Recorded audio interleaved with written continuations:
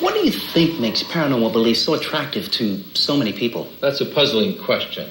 I think people are fascinated with the unknown, the mysterious, and the occult. And if something appears in the media, or they read a book or read an article, they think it's true. There's been a blurring of the distinction between fiction and reality. Namely, a failure to understand that you need reasons, you need evidence, you need to test claims critically and experimentally. As far as you know, has any paranormal claim in any field ever stood up to careful scientific examination? Well, I think you have to have an open mind, but I'm sorry to report that on the basis of extensive research by hundreds of investigators, we can find no hard data which would show a paranormal cause. Generally, if you keep looking hard enough, you can find out why something happened. And most likely it's a prosaic and a natural and a normal cause. Thank you, Dr. Kurtz. One of the most popular paranormal subjects is astrology. One of Psychop's first initiatives has been a campaign encouraging newspapers to run disclaimers above their daily horoscopes. Kendrick Frazier is editor of Psychop's journal, The Skeptical Inquirer.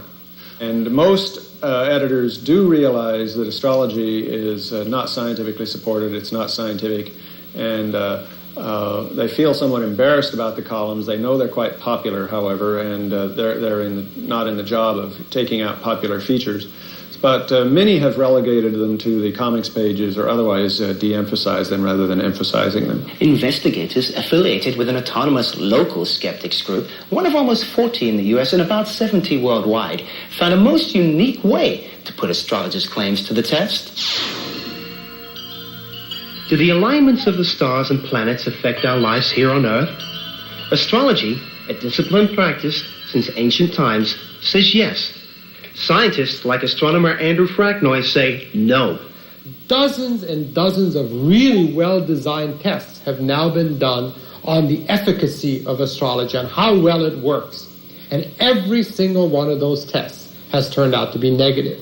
When it comes to astrology, about 200 man-years of research have already been conducted on astrological claims. Most people don't know that that much research has been done.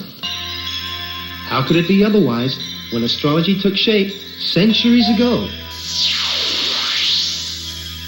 Long before science made clear the actual arrangement of the solar system. I think the reason that this is important is because astrology conveys the universe in a radically different light from the way scientists understand it today. Yet faith in astrology persists. Do the stars tell contemporary astrologers anything?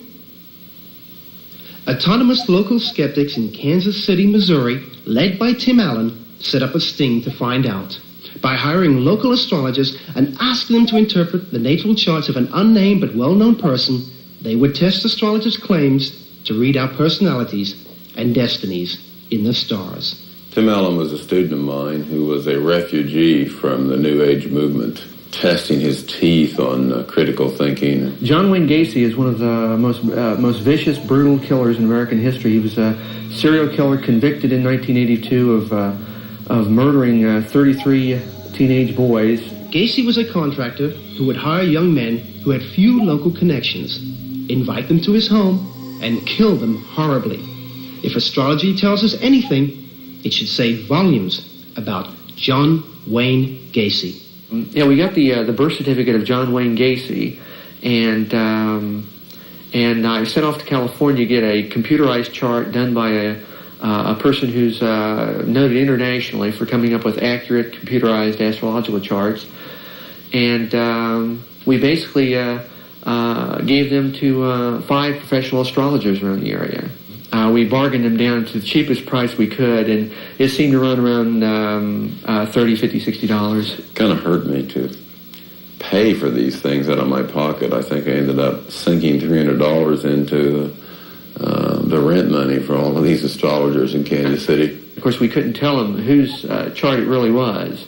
So we found some friends who are about the same age as John Gacy. We wanted to know if they would look at the chart and decide if the person who belonged to that chart should go into the youth ministry. The downside of that is that there are ordinances against charging for psychic readings in this area, and there are ordinances against paying for such things. The idea was that John Wayne Gacy is the person who most definitely should not go into the youth ministry. We asked him what was going on in the chart between December of 1978 and March of 1980.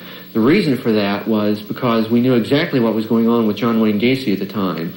In December of 78, he was arrested for murder, and by March of 1980, he had been convicted of 33 murders and sentenced to death. The astrologers responded with colorful natal charts and page after page of